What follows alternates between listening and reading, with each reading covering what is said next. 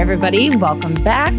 This is Beyond Beauty Project, the podcast, and I am your host, Bridgett Brown. Today, I am here with Jenn Messina. She is a registered dietitian and certified intuitive eating counselor. She's based in North Vancouver. She is passionate about holistic health and practices through the lens of health at every size, food neutrality, and intuitive eating. In her private practice, she works with individuals and families to support children to have a healthy relationship with food and their bodies. She also works with teachers and schools to help foster body acceptance, diversity, and neutrality. Thank you so much for being here. I have been following you for a while now on Instagram, and I love all of the content that you put out there and share with all of us. And I'm excited to dive into it today. So thank you for being here. I'm so excited to be here. I think, many of us have our own kind of concerns around our body or food, and we're looking for ways to both support ourselves, but also help prevent, intergenerational trauma around this kind of stuff. So really looking forward to digging into it and talking about some real strategies to make things a little bit more right for our kids. Yeah, I love that. I love that you led with that too, because my daughter was such a big influence in why I started my project. I watched my mom go through her own body image struggles. I had my own, and then I had a little girl sort of at the height of mine, and she was around 3, and I thought, I need to heal myself so I don't pass this on to her. Let's start. I just want to hear a little bit of why you do what you do. Yeah. So, I've been a dietitian for a long time. I think it's around 17 years now. When I initially started as a dietitian, I practiced from a very weight central viewpoint. So I actually, we learn a lot about, the health weight paradigm, linking, if someone is in a larger body, that means they're not healthy, that we should be teaching them to lose weight. So a lot of my education in the early 2000s, as reflective of the time, was not very diverse or inclusive to other kind of viewpoints. So similar to what your story is, when I had my daughter, which was 9 years ago, I started really thinking about my approach to practice, how I was supporting clients. And the other thing I was noticing is I kept seeing the same thing, weight lost, then regain, weight lost, and regain. So, and I knew it wasn't a willpower thing. I had clients that had, the best kind of willpower and strategies and all that. So I knew there was more to the picture. And so with that, I started listening to Chrissy Harrison's podcast, Food Psych, and started learning about intuitive eating. And then once you kind of see what's behind the curtain of Oz, you cannot unsee it. And so was devouring everything to do with diet culture, intuitive eating, health at every size, listening to all the podcasts. And I remember I started my private practice after my son was born. So that was in he was born in 2017, but we have in Canada, we have extra long maternity leave. So I had an 18-month maternity leave with him. My gosh. I know. It's amazing. Returned to work after the 18 months. And I thought, you know what? I want to start my own private practice. This is before kind of everything shut down. And a colleague of mine actually asked me to fill in for her private practice when she was going on maternity leave. And I said to her, I love everything you do, but I can't talk about weight loss anymore. I feel like I'm at this crossroads where I think a lot of us are, where once you learn the science of weight loss and kind of the yo-yo effect of it and all the negative effects it has, mentally and physically, and the regain rates and all that, you just can't do it anymore. You just can't be part of the problem. And so, after that, she's like, yeah, no problem. I'm kind of with you. And then, she went back to her private practice, and I decided to start I decided to just kind of go out on my own and really start focusing on how to support kids. So again, doing all the learning I could with all the resources out there, because I really, really didn't want to, my mom dieted, my grandma dieted. like, it was like my grandma would have like a stack of coffee crisp next to the weight or the Slim Fast powder. And I was like, this cannot keep going. Like, I cannot pass this on to my daughter. And, she is going to go through like some bumpy periods. Like, my own relationship with my body became pretty fraught around puberty when I gained weight rapidly. And so I was like, I know this is likely like our genetics. And so this is going to happen to her and I can't have the same thing passed down. So I think like, for myself, it has been a lot of unlearning over the past 10 years and learning from my clients and learning from, lots of different weight inclusive practitioners and diverse practitioners on how to support people around having a healthier relationship with food in our body. And so that's kind of like my why story. But yeah, I think like there's so many layers to it. But I think knowing that even someone like myself coming from a very like weight-centric like education, like you can change how you feel and how you talk about food in your body like at any point, right? So it's just because like this is the way you've been taught doesn't mean you can't take a step and pivot in a different direction. Do you feel like you ever had a moment where you struggled with disordered eating, or was it more that you thought the goal was like skinny? What's interesting is I would say, like, if you're a dietitian, the chances of you having a disordered relationship with food is very high, at least at some point. So I could see I know that. like eating, it's crazy because like if you're obsessed with food, and like I am, like you like I very much had a disorder. I never had an eating disorder, but I definitely had a disordered relationship with food. Yeah. In university, like I would say, like when I was doing my dietetics practicum, like I remember hearing this. Like one of our professors said, the difference of eating one apple a day is the difference in gaining weight or not in the year. Oh my God. What? And I just absorbed that and I thought, wow, I really have to watch every bite. I never counted things because I don't think there was like the internet was just in its baby form. Like the social media, like we were one of the first kind of years to get Facebook. But so I didn't do like the counting or tracking, but I was definitely doing like Atkins, which is totally like same. pivoting now to Atkins. like, keto. And I was doing like I remember like bringing to university, everyone would be like, you getting like pizza from like Pire Squared at UBC. And like, I had like my Tupperware of like lukewarm cottage cheese that I was like trying to convince myself that was good. And so definitely like disordered in my thoughts around food. Yeah. And that, kind of, I think I got into dietetics, or I wanted to be in the dietetics field because I had like a period of time, like people in my family are very thin. And so like I'll preference this by saying like I'm in a straight size body. So I do have, I'm sure you probably talked about like thin privilege and that sort of thing. Yeah, of course. Yeah. Better than anyone. It just means that like my genetic set point is in a straight size body. So yeah, so like an unearned privilege based on your genetics. So, but I, even in my kind of straight size body, my family is even thinner than me. So I was like, even I felt bigger, even though I'm, still straight size, but they were like very, very thin genetically too. Right. So I always felt like different and other, like even growing up. And so like seeing my mom diet, and even though she was thin, like that always kind of set me up, I think, in a negative way around my body. So I think I actually entered the dietetics field because I wanted to make sure I could like crack the code, and air quotes for those who can't see me, on weight loss. Like I wanted to always like continue to like either be thin or get even thinner, as a, 19-year-old. Because I went into like, I started my university degree when I was 18, right? So I went in right after high school. Yeah. Sorry, I have to circle back for 1 second with the Atkins and all that, because I was laughing and I wasn't laughing at you, but I relate so much. I mean, first of all, I was always constipated when I was doing that damn Atkins diet. Like, did anyone poop when they did that? Like, probably not. No. Like I remember all my friends eating like pizza, and I would make like an egg white omelet. Like I was always like, oh my God. I was the same. I think I never had like a full eating disorder, but like lots of just disordered eating. And it was also, I mean, when I was doing Atkins, it was like early 2000s-ish.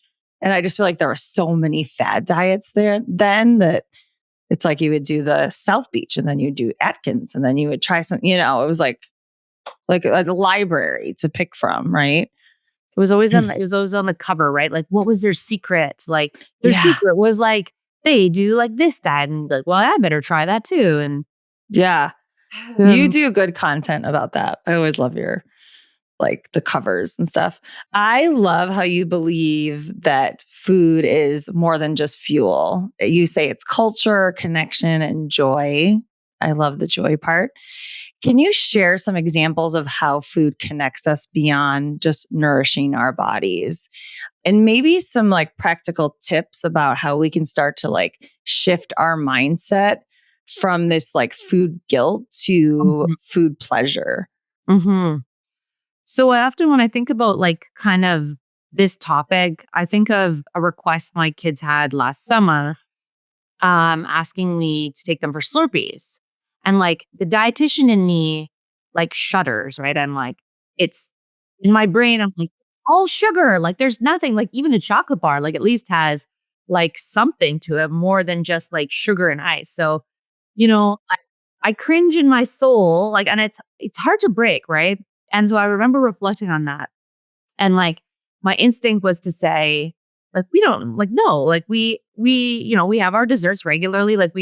But then I also reflected back on my own experience with food and with Slurpees in particular. And on those hot days, how they just hit this spot in terms of like the temperature, the texture, the sweet pleasure aspect of it. And so I think when we think about that example, like food doesn't always have to be the nutrients that it provides, right?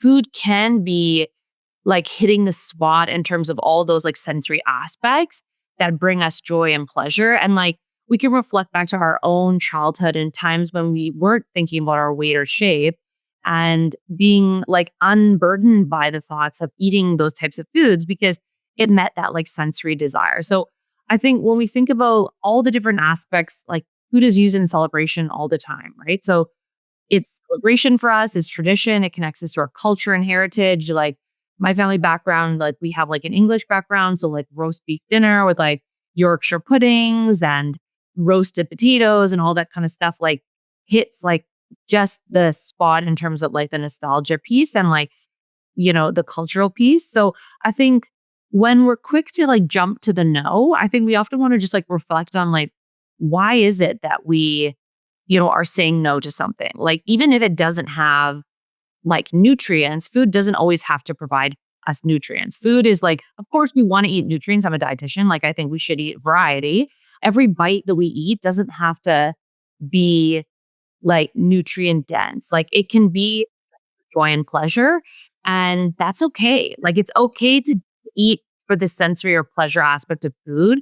And I think the more that we kind of notice those thoughts. So like one of your questions was like on practicality. Like I think the first thing in any type of like change is to notice the thoughts. It's like, ooh, that's the thought that's coming up. And so then I want to dig into that. Like, where did I learn that like Slurpees are bad? Like, why are they bad? Like, is that true? Is that like real? Or is it just literally like it's sugar? Sugar is, a component of things that we eat. It gives us energy. It gives us joy. Like, so I often will say to my kids, like, we can't live off candy, but we also can't live off kale, right? Like we have to have variety of foods in order to grow and thrive. But some of those foods are just going to be for fun, and that's okay. And I love how you brought up the sort of like traditions that you might have in your family. Mm-hmm. I mean, sitting around the dinner table makes me have so many amazing memories. And I loved getting Slurpees, by the way, at 7-Eleven. I was just thinking, I'm going to bring my daughter to get a Slurpee. Yeah. It's like it connects you with memories and to people. And I love that. That's really cool. Yeah. Your youth. Yeah. Memories. So unfortunately, diet culture is everywhere, but also like, how do we quiet the noise of all this diet culture? Mm-hmm.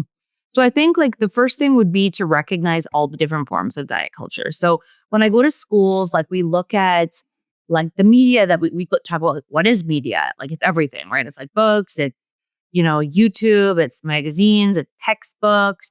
So first we just start like naming the sources of media. So, I think like if you're wanting to like take a step back from the, diet culture in general, I want you just to first recognize all the different places that it shows up. Yep. It's everywhere. Like I kind of think about diet culture as like the water that we're swimming in. It's like, it's everywhere, but it's invisible because it's so prevalent. But once you start recognizing like the sources of it, like I'll even go to like the thrift store and I'll like see like these giant muscular male dolls, right? Or like the costumes for Halloween for boys are all these like very buff, like we can't even let our 6-year-old have the body that they have. Like they're being told that in order to be super, they have to have like these certain appearances. So like it's starting to recognize like how early it starts, like where it comes from, like the books that we read, like Daddy Pig on like Peppa Pig, like all the different kind of places it shows up. And then noticing like we can't protect our kids from all this stuff, right? Like it's literally everywhere, but we can notice it. And so I might be like, say I need to pop into like, the drugstore and grab something. And there's, front and center, there's like the beauty section and there's a picture of, a white, thin, young woman with perfect skin. And so I'll just like, even say to my kids like, oh, like, what are they selling? Like, what is that product selling? And they'll say, oh, like, are they selling skin cream? Because like children can't discern like advertisements versus truth. So, I'll even say, oh, and what do you think the messaging is? Like, what do you think that cream is saying? And so we'll talk about how it's saying that if you buy this cream, you'll look like this girl, right? And so if you, so we start noticing, I think, and pointing it out and being curious on the messaging. And like, does that align with our values? Like, do we think people who have acne are less valuable or less kind or less fit, that sort of thing? And so I think noticing it is the first step, recognizing where you're buying into it. We buy into it in all different ways, right? Like, and even if we don't, like even dyeing our hair or like whatever, that doesn't mean I'm not going to dye plan, right? Yeah. But it's meaning like, I know that that's like beauty work that I'm doing. And if my daughter were to say to me, why do you dye your hair? Like, I'm not going to say like, well, because the patriarchy like values women who, are youthful. Like, I'm not going to go into that, but I will like to her, I will talk about how this is beauty work and how you don't have to do it. People don't have to do it, but we all still have to like, with regards to diet culture, we all still have to like exist in the world. So we can like divest in certain things. Like maybe we don't buy like the plant, the protocols, the potion, the juice cleanses, the supplements. Like we don't buy like any of that. We don't subscribe to Noom. We, block the apps. We do all what we can, but it doesn't mean that we're going to like completely divest ourselves from every aspect of culture. And I think we do what we can, but we all are also like needing to exist in this world as well and doing it in a way that, feels safe for us. And that's going to vary. Like for safety, like, sometimes like people will ask me, can I be on Ozempic and still eat intuitively? Right. And so like, I think about like, people are so quick to like tell others like, oh, that's terrible for you and this and that. But like that person has to exist in this world in the safest way that they can. And so like, it's not my place to say what your individual medical decision is for you. I can talk about things like in general, like problems with like, ads and stuff like that. But I'm not going to ever tell someone what they should do individually from like a medical perspective, if that makes sense. Yeah. Also, it just makes me think of like the judgment that goes into what people do with beauty or with how they eat. There's just so much judgment around it. And like, maybe we try to like take that away, It sounds like you don't do that. And I love that you approach your clients like that, because especially as women, we have enough pressure to do all the things, be all the ways. And just the fact that like they can come to you and it sounds like you take a little bit of that away. I totally agree with you. I feel like this diet culture or this beauty ideal messaging is something I always say it's like, when it comes to the media in particular, it's like, it's almost as if you have to educate your children like you would about sex and drugs. And I know that sounds crazy, but it really is everywhere. And so it's like that awareness, the little like point outs that you do. Like I'll do that a lot when we're watching movies. You said something really cool though, and I can't remember exactly what you said now, but you said something like diet culture is like swimming in the waters of, what did you say? Can you repeat that? Because that was so cool. It was like silent, but everywhere. So to me, I feel like diet culture is the water we're all swimming in. Like, we are all in this, like, I often visualize diet culture. And like oftentimes in my presentations, like I'll have like a pool of people like in the water, because when you're swimming, like, you know, it's all around you, but you can't see it, anything, right? Like it's clear, right? But so I think of diet culture in the same way, like it's invisible, but it's everywhere. It's like, and is it because it's just, we see it so much that it almost has become invisible? Yeah. And so I think, so like Wild. It is everywhere. And so I think unless you're like consciously noticing and pointing it out, like to your kids, even to yourself, to be like, ooh, like that was like, that's diet culture. Like, you know, unless you're noticing it, like I'll even see it like, you know, on t-shirts and things like that, like everywhere. Right. And so unless you like are looking for it, you almost like don't even see it anymore, because we're just so inundated with these messages of these beauty ideals. It's so true. Do you think that this skinny ideal is going to come back, this heroin chic? Do you think it's coming back big time? Are you seeing it already? I mean, I work with primarily like women who are between the ages, I would say like 30 to 50. So the ideal in like the media versus like what the women that I'm working with like try and strive for, I don't know if it's going to come back. Like I feel like a lot of us like can reflect on those, like how damaging that was, like those images to our own self-esteem. Like, is that, and like I see like my niece is 16, and even though this like messaging is coming up about like this thin ideal is getting even thinner, like I see her and her friends like having more body acceptance and body acceptance of diversity, right? So like, and like I'll see her and her friends, and some of them are in larger bodies, like wearing crop tops, and I think to myself like I would never wear a crop top when I had thought that I was too big in air quotes, because I was so self-conscious. Whereas for them, they're like, I'm going to wear whatever the hell I want to wear. Like, I'm going to wear this makes me feel good. Like, regardless of like what society says is ideal. So I don't know if the newest generation is going to buy in to the messaging that like there's only one body. I'm almost seeing it as like rebellion against like the system, which I often play up in schools too. Like we'll talk about, you know, when you look in the mirror and you're unhappy with how you look, like who profits off your body dissatisfaction? Who makes money for you not liking your hair, your teeth, your skin, your stomach, whatever? Like somebody makes money off you being unhappy. And so, you know, they really like love that messaging and really like pick up on it and like want to almost like push back against like the system of oppression. I love this. This is amazing. Tell me more. Keep going. Sorry. So good. I just see it as like, I don't know what it is with the newest generation. Maybe it's because like they've also been raised like, yes, like when we look at like hashtags on like weight loss is still like trending on TikTok as like the number one hashtag, but body positivity is like number 2. So I think they are like, when maybe you and I grew up, we didn't see body diversity in any shape or form.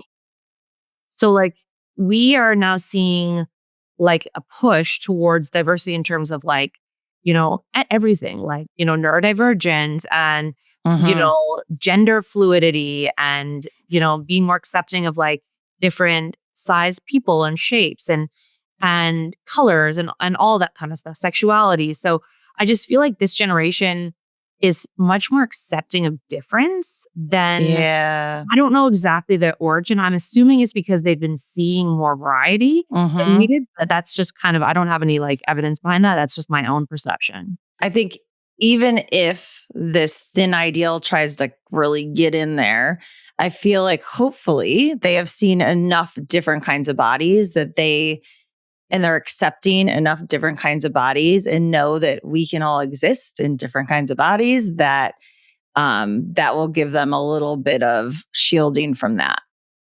You say that health doesn't have a look or a size, which is perfect to go into this now.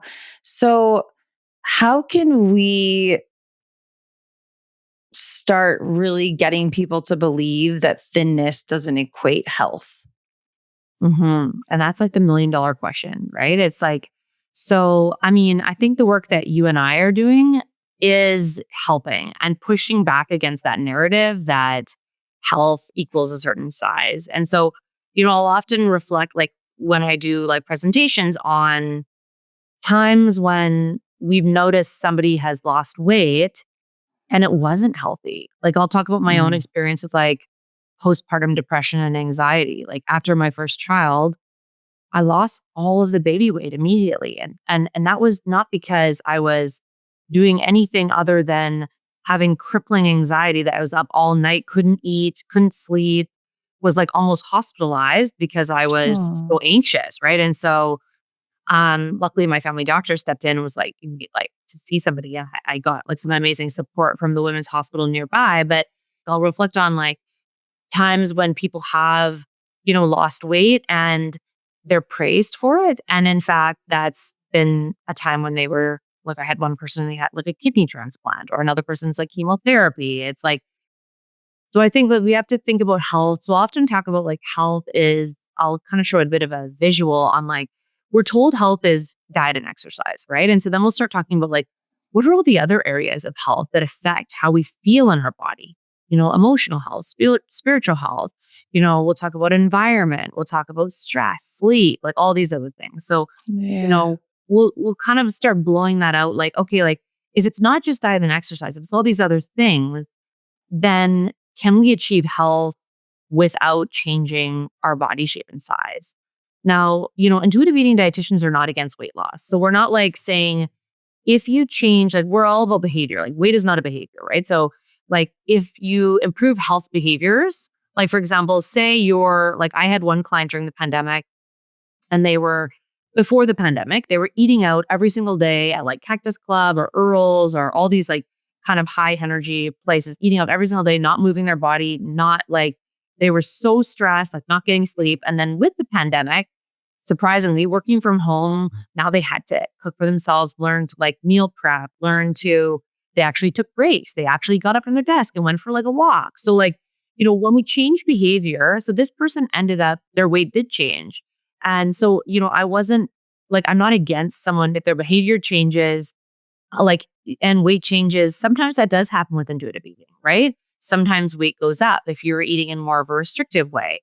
But weight is not like the goal. Like weight is like something, it's just like it gives us some information, but it doesn't tell us about health. Like you can eat like a 2 Snickers bars a day diet and lose weight, and that doesn't mean you're healthy, right? So like, how can we improve health with, not intentionally trying to change weight? So a lot of times, like what I'll look at is like, let's have a look at like some of these other aspects of health. So obviously I talk about food, but also like, are you sleeping? Like, are you're stressed? Like, do you go outside ever and like get fresh air? Like, so we look at all these other kind of areas of health. And then people will see that like, once they start not just like cluing into like, what is my body telling me around food, but also like, how can I take care of myself in a holistic way and not just, if you're eating, I don't know, intermittent fasting, you're sacrificing, maybe you're not able to go to like your family dinners then, or maybe you're not able to have your grandma's cake, or maybe you're not allowed to, you're sacrificing so many other aspects of health for these regimented rules. Like that's not healthy in my opinion. Like, we're seeing the emotional health for like, your dietary restrictions, right? So I think there's so many other things to consider when we look at health, and that, weight is not a behavior. So that's not something that we can change behaviors, but sometimes we change behaviors and weight doesn't change, but that doesn't mean that that person is not improving their overall health when we look at, blood work, or when we look at blood pressure or stress or things like that. Yeah. I love that you point that out to them. Like, what are all the other places that we could look at that reflects health? Uh-huh. So I also love how you bring such a personalized approach to your clients. Tell us just a little bit about how embracing individuality when it comes to ourselves and our bodies really helps us break free from the pressures to constantly being told what to eat, how to look, how to be, all the things. So I think like each person's going to have like a slightly different approach because so like one of the first questions I ask my clients is, tell me about your relationship with food growing up. And like that question alone, like I probably have like a 30 to 50% cry rate on that because a lot of us have a fraught relationship. So maybe it was food scarcity, or maybe your parent was like overly healthy and never allowed you to have certain things. So, or maybe it's the fact that maybe they were too permissive and you had no like guidance. And so you were just kind of eating out of the pantry all the time or whatever. So I think like, tell me about your relationship with food growing up, like really like helps open up the door to like, how do you relate to food? Like, were you told that you had to clean your plate? Were you told that children in Africa are starving and you're wasteful? Like, where did that come from? So once people start realizing like where some of their patterns kind of maybe originate from, I think that also helps guide where we go. So some people, because they are not used to having hunger cues at certain times, sometimes we do set up a bit more of a structured plan for them. Like if someone tells me like, well, I haven't ever eaten breakfast but we're noticing that they're eating, at 1 p.m. and then they're eating nonstop until the early evening and into the evening, we might look at like setting them up with more foundational strategies in the morning. So combination of seeing like where they came from, where was a time where they felt good? And like, we'll often talk about like, was there a time when you were like listening to your body around fullness and hunger? Sometimes, like to be honest though, sometimes I hear the answer is no. Like I've the last time I listened to my body was when I was 8, right? Like they've been on Yeah. it for 30 years. Oh, wow. It's really, challenging. Like a lot of my clients, like I'll tell them like, you're an expert in dieting. Like you don't need me to tell you. And like a dietitian, like nobody needs to tell you that like an apple is healthier than eating a bag of chips, right? Like this is obvious, right? But why it's more like the psychology around eating. Why are we doing the things that we are doing? Like what sets us up for that?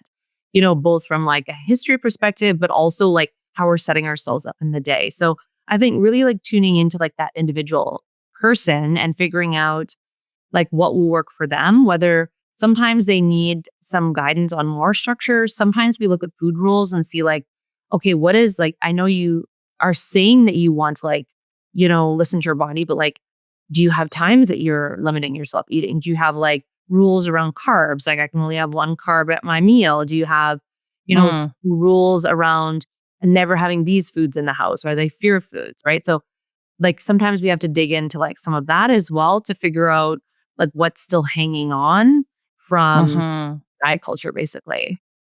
Yeah. And do you feel like when you approach each person individually, it's kind of a combo of like what their body needs physically, but also what they need mentally? Yeah, definitely. Yeah. It's definitely like the mental and emotional piece is like, and like if somebody has like a lot of fear foods, I'm not going to be like, let's have like every fear food in the house all at once. So like if someone is like, I had someone the other day and she told me she only eats 10 foods, right? So she's so worried and afraid of like gaining weight and changing size and that she's like really restricted herself down. I'm not going to be like, let's like get every food that you've ever feared in your house, right? So we worked more slowly than that and see like, what can we like, cause that would feel bad from a emotional perspective, right? If you're feeling like you're Yeah. overeating or eating, right? So, how can we make slow changes to maybe we look at like, if your fear food is say bread, maybe we look at like having a piece of toast at your friend's house when you go there for dinner, just to like, so it's a safe place that you feel like you don't have like a huge loaf of bread at your house, but maybe you have something out with a friend or you go to the coffee shop and have something there or something like that. So Really, I think we need to look at like physical, but also like mental and emotional and how like food affects us because like healing your relationship with food like is like a lifelong process. And I think for many of us, like, and you'll Absolutely. probably even reflect like sometimes thoughts come up like in your head, like, well, I've already had like too many of X, Y, or Z, right? So like even though we're like so far in this journey, like I don't think there's a place because we live in this culture that we're ever like not continuing to like reflect and heal on that stuff. Absolutely. I agree. I think it's a lifelong journey. It gets Mhm. easier and it gets better, I think, as you, but I think it also like ebbs and flows a little bit. Like I'll be really good and then I'll be really triggered and I'm like, whoa, what happened? And Mhm. then and then I work through that. We touched on this a little bit earlier with how you help navigate your children to understand like what's true in the media or diet culture. How else do you just sort of support them around body image? Mhm. And is there like some common mistakes, or I don't want to call them mistakes, but things maybe that parents do that they think is helpful, but is actually causing some damage? Mhm. So I love this question because I think that, I mean, we're all learning. So, like, if I say something and you're like, darn, I've been doing that, like, I want you to know that this is a journey and like not to like beat yourself up about it. And, like, even like, just so you know, like, even as young, like reflecting back, like my daughter's 9 now, but when she was 3, I'm just going to throw it out there that like the pediatric guidelines are pretty strict on sugar for kids. And so for my own kid, I wasn't giving her much access to sweets when she was 3. And then one day I found her in the closet eating toothpaste. Right. And so I think we need to reflect that like Mm, we all are doing the best we can with the information that we have. And then when we know better, we do better. Right. So now my daughter doesn't do that anymore, of course, and has like a much different relationship with sweets, but we're all in this learning journey. So I think like in terms of body image, one of the first things that I kind of reinforce is body diversity.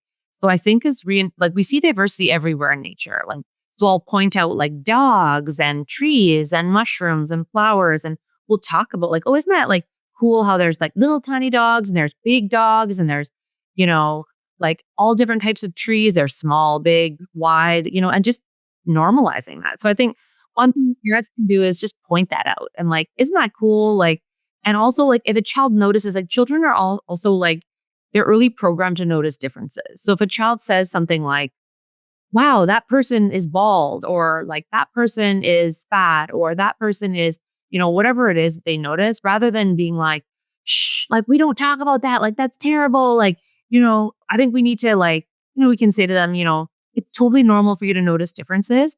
It might hurt that person's feelings if they hear you saying some of this out loud, but you can always come to me and we can talk about it.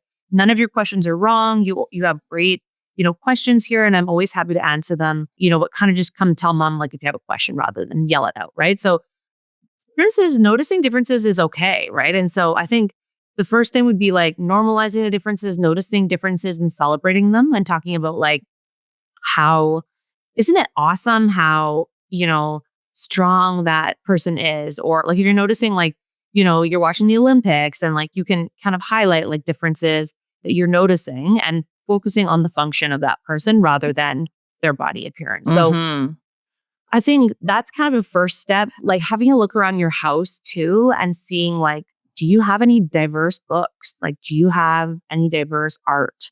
Right. So like in my office, I have diverse bodies. I remember one time my son, he saw one of the pictures. It's like a stitching of a woman in a larger body. And he said, Mommy, that woman looks like a snowman.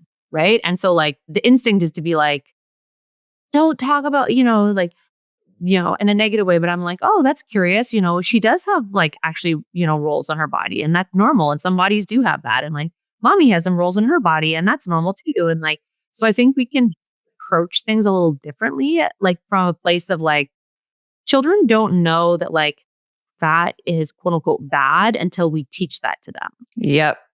Right? Like just like short or tall, like fat is a neutral descriptor.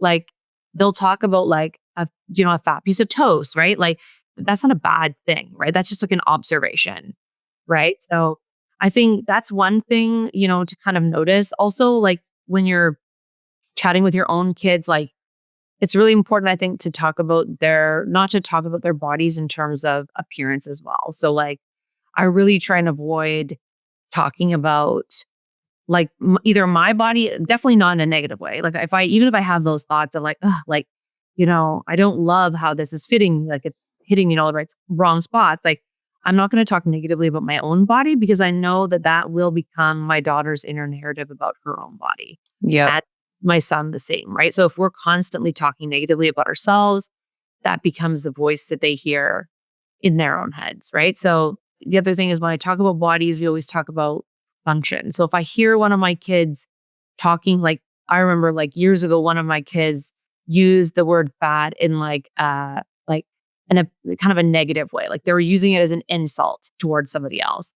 And so, rather than again, like I just said, like, why are you using fat as why would you like try to use it as an insult? Like I just pointed out, like people have fat on their bodies. Some people have more fat than others. Like that's not bad to be fat. Like, and so that kind of is like, oh, like, okay, that's not a big insult. Rather than, saying like, don't call your sister fat. Like, she's not fat. She's beautiful, right? Like, what does that message kind of reinforce? Oh, wow. Yeah. Mm-hmm. Absolutely. Yeah.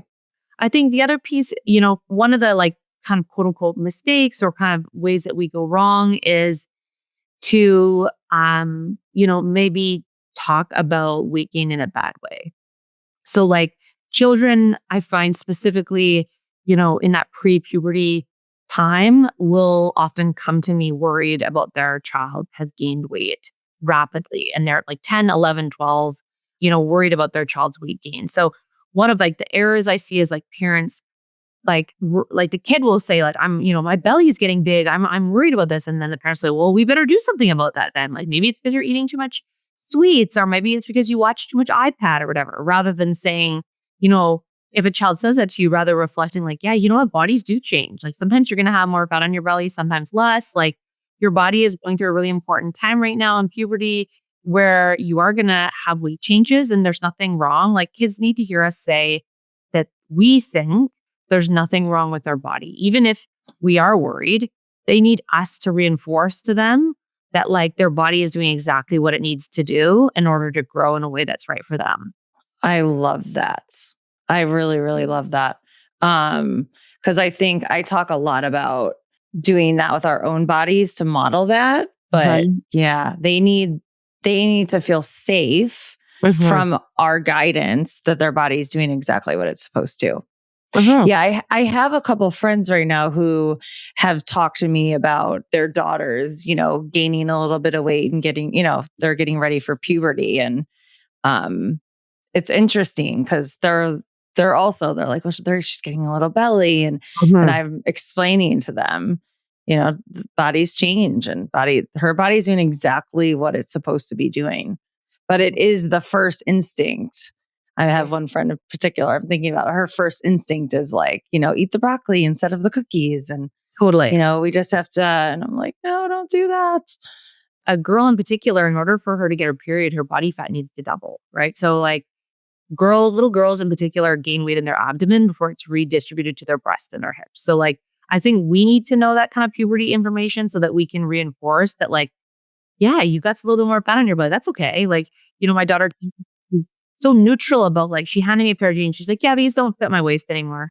She's like, yeah, I need a new pair. I'm like, okay, yeah, like you do. Like, and imagine having that kind of neutrality around ourselves. Like, she's just like, and I'll just be like, yeah, you're growing. Like, you're going to need new clothes. Like, that's the way it is. Like, just so matter of fact versus, yeah, oh my God, I can't believe like we just bought that 6 months ago. Like that worry makes them then worry. Like there's something wrong with me, right? When in fact, like their body there's nothing wrong with them. Like, so I think if more of us had that message when we were 10, 11, 9, 10, 11, 12, like that age, like we would have felt less worried about our body changes at that kind of difficult time. And that's actually like a high, we see a significant risk factor for developing an eating disorder in puberty, right? So I think that's good for us to know so that we can help neutralize some of those expectations that like their body is going to stay like one way as they grow, and it's not, right? It's going to change. Same like our bodies, like as we go through different phases of life, like our body is going to change as well. And that's normal. And so again, talking about like, if I have a pair of pants that don't fit me, rather than being like, beat myself about it, I might just be like, okay, like I need a new pair of pants. Like, it's the way it is. Like these ones don't fit, and modeling that for them. I love neutralizing it all. Even the going back to the comment, like, don't call your sister fat. She's beautiful. It's like, when did fat become an insult, right? So like if we could neutralize all of these things, I love that approach. Because I think we talk about that a good amount around food, but we're not talking about that as much with like these sort of, I guess, descriptive words about our bodies. And yeah, that's really cool. I love that. Okay, what else? Is there anything else we should chat about before we finish up? What did I miss? The last piece I would say is like the connection with schools. So I think like, I work a lot with schools.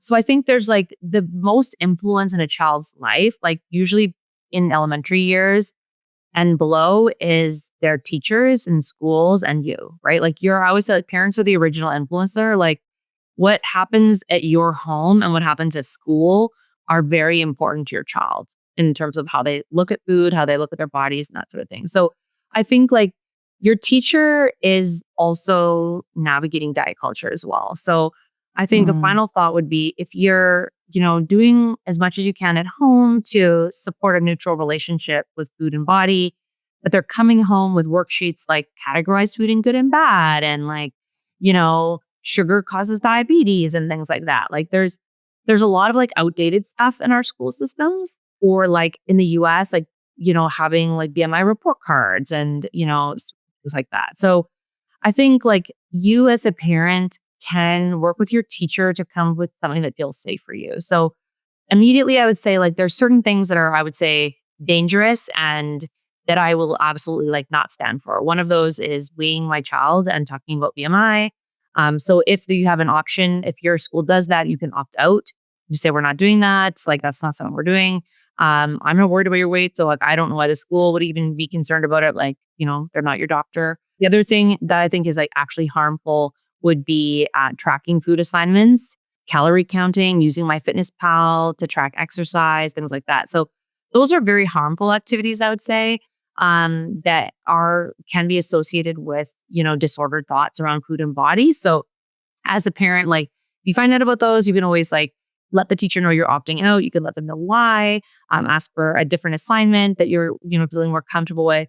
But then there's this gray area of things that happen at school that are like categorizing food in terms of good and bad, or demonizing certain foods and things like that. So, I mean, it depends on your relationship with your teacher, I would say, and your school. Your teacher has the best intentions. I think like leading from a place of like, the reason why they're a teacher is because they love children and they want to help and support our kids. Like, but they're also swimming through diet culture too, right? So I think with compassion, if there's something like, or like I see sometimes like in the younger grades, like you have to eat your healthy food before your unhealthy food, right? Like you have to eat your broccoli before you eat your packaged food or whatever it is. So if you're seeing stuff like that happen, I would just get curious. Emails are not usually the best form of communication there. I would say like setting an email so that you have a few minutes at the beginning or end of class, like just to have a quick discussion, or do you have time for a quick phone call to kind of share what your concerns are. If it's something like, for example, like eating foods in certain ways, or like the good, bad assignments and stuff like that, and come at it from a place of kindness, right? Teachers are like very overworked and they're not dietitians. And so they're often like handed down materials from previous teachers that might have dated back like 20 years, right? So, yeah.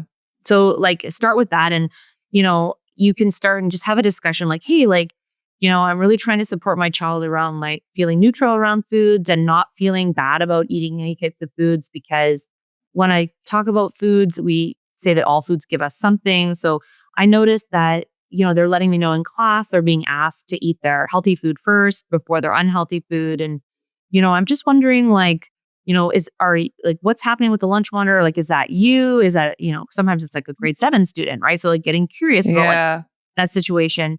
And then you can always like talk about like where you're coming from in your perspective and why you think that you maybe shouldn't have that kind of language around food. But if the teacher's insistent on like, this is the policy in our classroom, this is what I'm doing, then you can always like opt your child out of certain things, like, or have like a lunchbox card that says like, I know it's being packed and like, let my child eat whatever food they want in whatever order, right? So we do as much as we can. But then I think there's also a place for like saying, like I've had, parents come to me and say like, well, it's, Halloween and I'm really annoyed that like our school has like a no candy policy and this sort of thing. So I think there's also a part of us that needs to recognize that sometimes schools are doing things for reasons that we don't know about, like the no candy policy or like the no treats at like, Easter, whatever it is at the Easter party. You don't know like what's going on. And that, so it had, again, an approach with curiosity, like, oh, like I'm curious about this like no candy policy, like what's going on with that? Because when we investigate, we might find out, like I've had situations where teachers tell me like, I had to instill a no candy policy because I had one kid and all they would bring is like 30 candies for lunch. And then they would dole it out to like their favorite people. And then it would create like chaos in the class. Or like there was garbage everywhere and the janitor was staying an hour later every day because there was apples over. So I think investigate the why and then, look and see like what's going to work best like for your child. But assuming that they're coming from a place of care and compassion. Would be my other kind of thought around schools. What about weighing our children at the doctors? So like weighing a child is neutral until we make it otherwise, right? So again, like just like you're checking, like I have a little wall on the, we all do probably, right? Where we do our children's height. So height is also neutral. So weighing the doctor's office, what I would suggest there is like, especially if your child is either on the very small side or very large size, they're going to get messaging around their body is not good, right? And so potentially from the doctor, even though like the pediatric associations say like, do not talk about weight in front of kids. So if you're concerned about that, you could write a note or like step inside with your doctor a few minutes before the child comes in and just say like, if my child is weighed, that's fine, but we don't discuss weight in front of the kids. Like, I like that. Yeah. My daughter had lost a little bit of weight. I think she had just had like COVID and pneumonia, and we had went to the doctor, got weighed, and she started talking about it. And I went right up to her and I was like, no. And she got it right away. But I was like, we're not talking about, I don't want to plant any seeds. Yeah. So the scale becomes a negative thing, or weight becomes a negative thing when we make it a negative thing. Mm-hmm. Yep. Mm-hmm. It's just a tool, right? It's like just a tool. It's neutral. We're neutralizing everything. I love this. So if we make it a big deal, then it's a big deal, right? So like if the doctor's like, you're in the red zone for BMI, like that's going to cause an issue, right? But if the doctor is like, oh, okay, like they write your weight down, and then you can always say to the doctor, like, if you want to talk about weight, like I'm happy to talk about afterwards, but like we're not talking about weight. Yeah. I emailed after. I was like, I totally get you were like coming from a good place, but like, I just don't want to plant any seeds. And I don't talk about that stuff in front of my daughter. Tell everybody how they can work with you, how they can get in touch with you. Tell us a little bit more about the work you're doing at schools, because I love that you're doing that. Mm-hmm. So, schools have really found me, which is kind of cool. Like they have like looked at the work that I'm doing with other schools and they're like, I want that messaging like at my school. So, like I work like one-on-one with clients only in the province of BC. So unfortunately, my dietitian's license is only in Canada, but I do see lots of like groups wherever you are in the world. So like if you are interested in having, like I do a lot of like teachers presentations, PAC presentations, please reach out. I'm on Instagram at Jenn the Dietitian or jennmessina.com. So I'm sure that's all going to be linked below. But yeah, feel free to reach out to me. I look at all my DMs. It takes a long time, but I do read them all. The other thing you could also do is like, if you wanted to work with a dietitian with a similar philosophy that I do, there is an intuitive eating directory that you can look at. So you can go to their website and find who's a certified intuitive eating counselor, who's also a dietitian. Or you can look for a pediatric dietitian that has similar philosophies as me. So follows like the division of responsibility in feeding, or we also call it responsive feeding practices, which is considered like the most evidence-based with regards to feeding kids. So find someone that like is, aligned with your values. And then know that like typically like a dietitian wouldn't see a child until I don't see any kids individually because again, we don't want them to feel like there's something wrong with them until they get older. So typically my cutoff is say maybe 13, 14 when they become more independent and are making their own food, cooking their own food, buying their own food. But really I work with parents to support their kids. So kids shouldn't be, in my opinion, unless there's extenuating circumstances, we don't want children having diet advice until they're older because it's very nuanced. Find someone who will support you as the parent to communicate the messages to the kids. Yep. I love that. Aw, thank you so much. Yeah, you're welcome. It's great to connect. I think we've, followed each other for a while online and I know. to kind of catch up and see what, has been supporting people in your community, in my community, that sort of thing. Yes, absolutely. Thank you so much. I will talk to you soon. Okay, take care. Bye. Bye.